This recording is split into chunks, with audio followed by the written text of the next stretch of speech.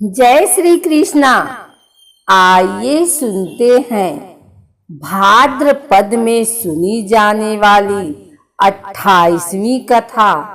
पांडव अपनी मां कुंती के साथ इधर से उधर भ्रमण कर रहे थे। वे ब्राह्मणों का वेश धारण करे हुए थे, भिक्षा मांगकर खाते थे और रात में वृक्ष के नीचे सो जाया करते थे। भाग्य और समय की यह कैसी अद्भुत लीला है जो पांडव हस्तिनापुर राज्य के भागीदार हैं और जो सारे जगत को अपनी मुट्ठी में करने में समर्थ है। उन्हीं को आज भिक्षा पर जीवन यापन करना पड़ रहा है। दोपहर के बाद का समय था। पांडव अपनी मां कुंती के साथ वन के मार्ग से आगे बढ़ते जा रहे थे। सहसा उन्हें वेद व्यास जी दिखाई पड़े। कुंती दौड़कर वेद व्यास जी के चरणों में गिर पड़ी। उनके चरणों को पकड़कर बिलख बिलख कर रोने लगी। उसने अपने आंसुओं से उनके चरणों को धोते हुए उन्हें अपनी पूरी कहानी सुना दी।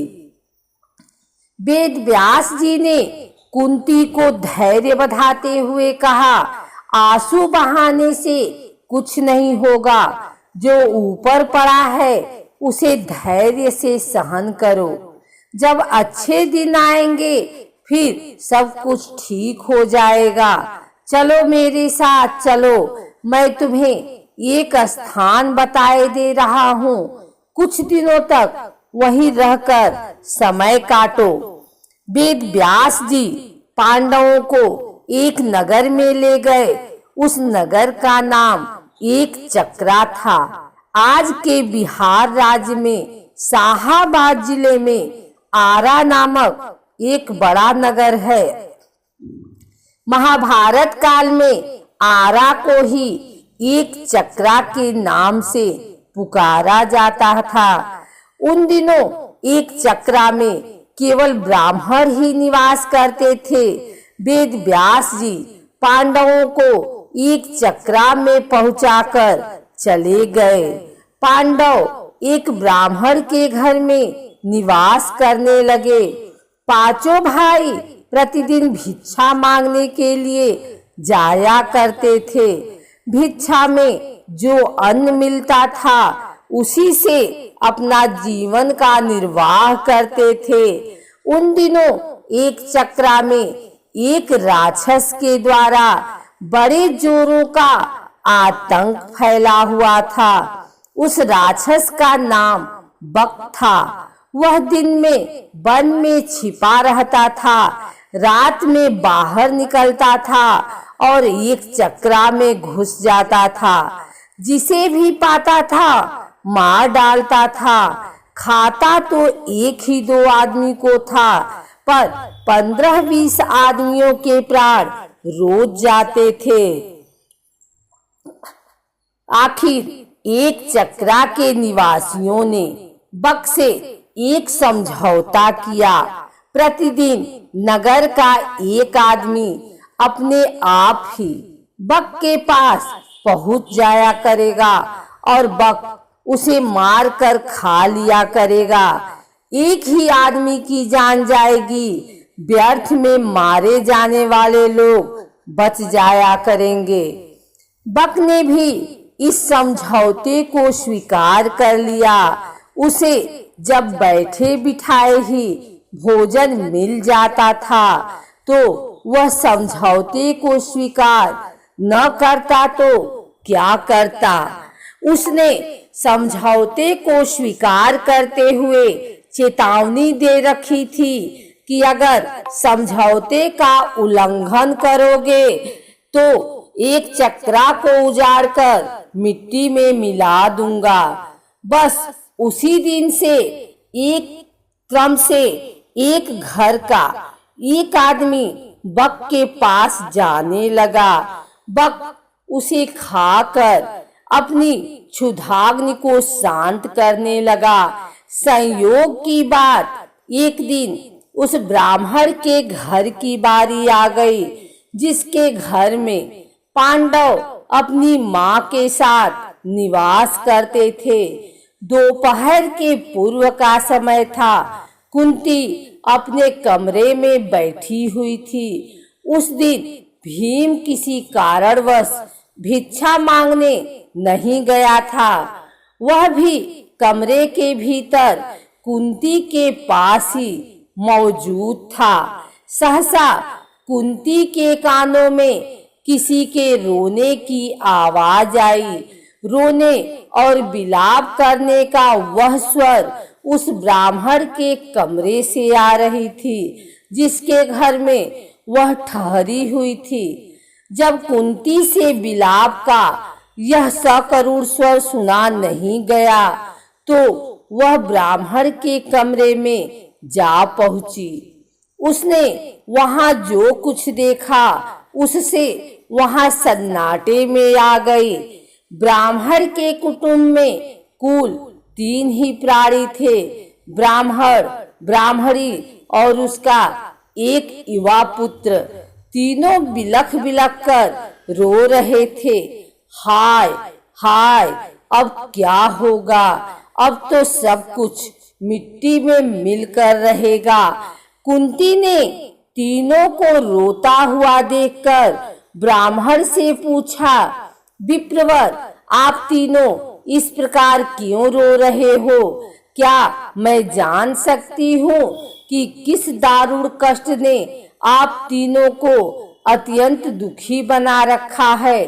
ब्राह्मण ने आंखों से आंसुओं की बूंदें गिराते हुए उत्तर दिया, बहन, तुम सुनकर क्या करोगी? हमारा कष्ट एक ऐसा कष्ट है जिसे कोई दूर नहीं कर सकता। कुंती ने सहानुभूति भरे स्वर में कहा, हम तो गरीब ब्राह्मण हैं। सच है, हम आपके कष्ट को दूर नहीं कर सकते, किंतु फिर भी सुनने में हर्ज ही क्या है? हो सकता है हम आपके कुछ काम आ जाएं। जब कुंती ने बहुत आग्रह किया तो ब्राह्मण ने बक राक्षस की पूरी कहानी उसे सुना दी। कहानी सुनाकर उसने सिसकते हुए कहा, बहन, हम कुल 3 ही प्राणी हैं। यदि कोई एक राक्षस के पास जाता है तो वह उसे मारकर खा जाएगा, हमारा घर बर्बाद हो जाएगा। इसलिए हम सोचते हैं कि हम तीनों ही राक्षस के पास चले जाएंगे। हम इसलिए रो रहे हैं, आज हम तीनों के जीवन का अंत हो जाएगा। ब्राह्मण की करुण कथा सुनकर कुंती बड़ी दुखी हुई। वह मन ही मन कुछ क्षणों तक सोचती रही, फिर बोली, विप्रवर, मैं एक बात कहती हूँ, उसे ध्यान से सुनिए। मेरे 5 पुत्र हैं। आज मैं अपने एक पुत्र को आपके कुटुंब की ओर से राक्षस के पास भेज दूंगी। यदि राक्षस मेरे पुत्र को खा जाएगा तो भी मेरे 4 पुत्र शेष रहेंगे। कुंती की बात सुनकर ब्राह्मण स्तब्ध रह गया। उसने परोपकार में धन देने वालों की कहानियां तो बहुत सुनी थी, पर पुत्र देने वाली बात आज उसने पहली बार सुनी। वह कुंती की ओर देखता हुआ बोला, बहन, तुम तो कोई स्वर्ग की देवी ज्ञात हो रही हो। मुझे इस बात पर गर्व है कि तुम्हारी जैसी देवी मेरे घर में अतिथि के रूप में है। तुम मेरे लिए पूजनीय हो। मैं अपने अतिथि से प्रतिदान लूं, यह अधर्म मुझसे नहीं हो सकेगा। मैं मिट जाऊंगा, पर मैं अतिथि को कष्ट में नहीं पड़ने दूंगा। ब्राह्मण की बात सुनकर कुंती बोली, आपने हमें आश्रय देकर हम पर बड़ा उपकार किया है। आप हमारे उपकारी हैं। हमारा धर्म है कि आपको कष्ट में न पड़ने दें। आप अपने धर्म का पालन तो करना चाहते हैं, पर हमें अपने धर्म पालन से क्यों रोक रहे हैं? कुंती ने जब बहुत आग्रह किया तो ब्राह्मण ने उसकी बात मान ली। उसने दबे स्वर में कहा, अच्छी बात है बहन, ईश्वर तुम्हारा भला करे। कुंती ब्राह्मण के पास से उठकर भीम के पास गई। उसने पूरी कहानी भीम को सुनाकर उससे कहा, बेटा, परोपकार से बढ़कर दूसरा कोई धर्म नहीं होता।